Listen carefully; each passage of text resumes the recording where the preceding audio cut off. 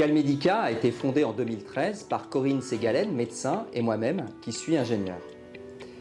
On a été appelé par l'hôpital Saint-Antoine, en chirurgie ambulatoire, qui nous ont dit « On a des patients qui ne viennent pas et qui ne préviennent pas, on a des patients qui ne respectent pas les consignes, on a des patients qui arrivent en retard, et lors de l'appel du lendemain, beaucoup de patients ne répondent pas. » Ils nous ont dit « On aimerait faire moins d'appels, mais qu'ils soient plus efficaces. » La première chose que l'on a faite, c'est de regarder l'usage du numérique par les patients. On a constaté que quasiment tout le monde, 95%, avait un téléphone mobile. Ça, c'est une bonne nouvelle.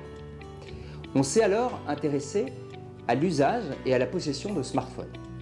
Et là, quelle n'a pas été notre surprise de voir qu'un patient sur deux n'avait pas de smartphone. En fait, il y a une très grande disparité de possession et d'usage du smartphone en fonction de l'âge. Concrètement, les personnes hospitalisées, quand elles possèdent un smartphone, en ont un usage simple. Faire des photos, aller sur Internet, regarder des mails et des SMS. Nous, on souhaitait un moyen pour contacter tout le monde, quel que soit l'âge.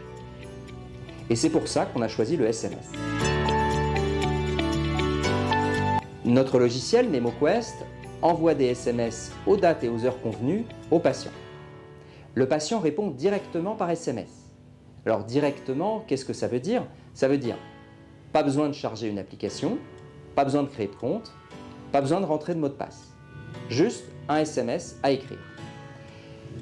Le logiciel identifie le patient, comprend la réponse et en fonction de celle-là, fait trois choses. Soit il ne fait rien si tout va bien, il peut reposer des questions s'il a besoin d'informations complémentaires. Par exemple, un patient qui dit avoir de la douleur, il va lui demander s'il a pris ses antalgiques. Enfin, il va déclencher une alerte s'il y a un problème ou si le patient a une question.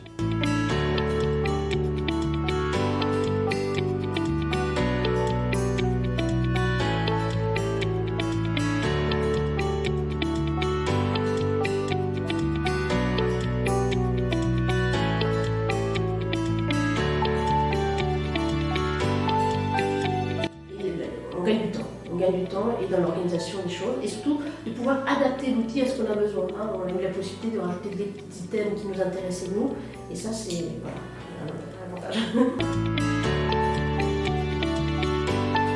le cadre de l'information donnée aux malades et surtout dans le cadre du suivi des malades après des procédures, les règles de bonne pratique imposent une traçabilité écrite. Le coup de téléphone ne rentre pas dans le cadre d'une traçabilité écrite alors même que le SMS qui est parfaitement répertorié et enregistré, peut être fourni comme preuve qu'un suivi conforme a été réalisé.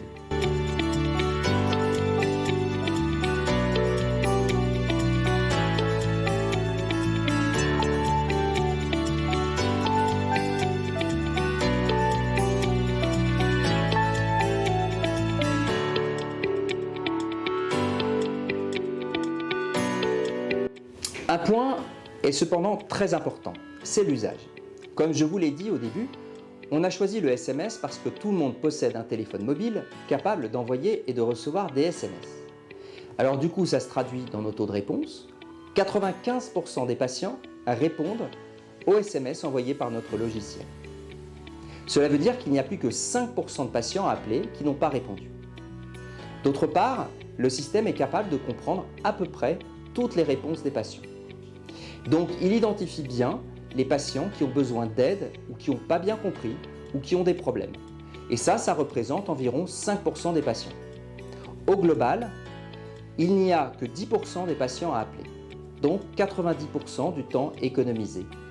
Et ce temps économisé peut être utilisé pour se concentrer sur les patients qui en ont le plus besoin.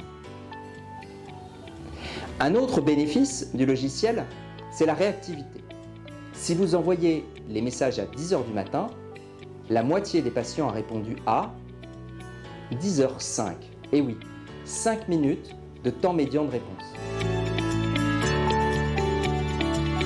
Moi déjà, déjà l'impact, c'est un gain de temps. C'est-à-dire que ce temps-là que j'appelais en moyenne, je mettais entre 3 et 5 heures par journée pour appeler les patients. Mais c'est surtout que j'étais peut-être moins réceptive au dernier appel. Quand j'appelais au bout de 2-3 heures, je suis peut-être moins dans l'écoute inconsciemment, alors que là, le SMS, en fait, c'est envoyé en temps réel. Et dans la seconde de près, le patient nous répond, donc c'est quand même...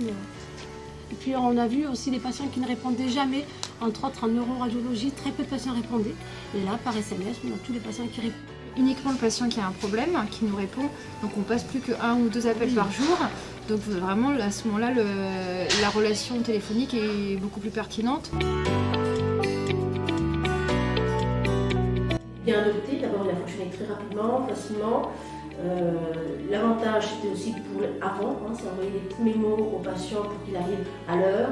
Et comme on a changé certaines pratiques, qui par exemple la prise de sucre avant l'intervention, ça nous permettait de lui rappeler qu'il fallait qu'il vienne avec cette prise de sucre le matin. Donc ça, c'est rappel préopératoire, pour nous c'était une facilité, il y avait moins de patients qui arrivent en retard, les patients, voilà, tout ça passait.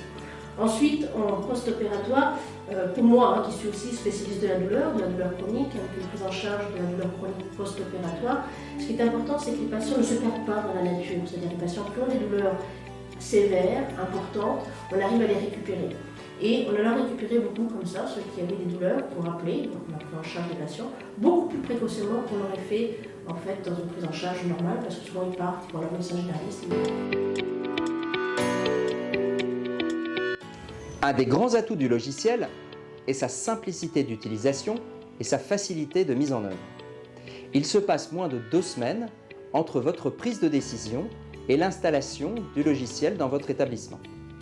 Alors comment est-ce qu'on arrive à ça? Eh bien, c'est l'habitude.